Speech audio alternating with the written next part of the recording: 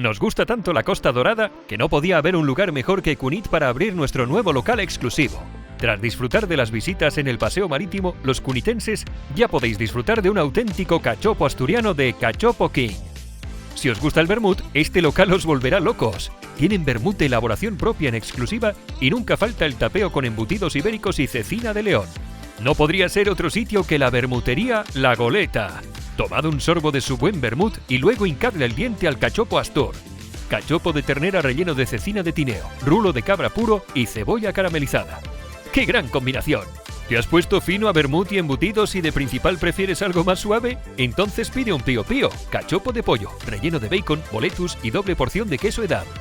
Y si vas en familia o tu plan es ir de picoteo, entonces tienes que probar la tabla gourmet, una deliciosa degustación de 5 combinaciones diferentes de mini cachopos. Llegados a este punto, quizás necesites pedir otro vermut bien fresquito. Sol, playa, vermut, cachopos asturianos, ¿qué más se puede pedir? Bueno, el taxi para después o ir rodando a casa.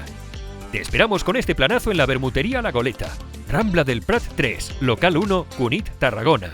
Hechos 1 a 1, llega fresco a tu restaurante. Somos El Buen Cachopo.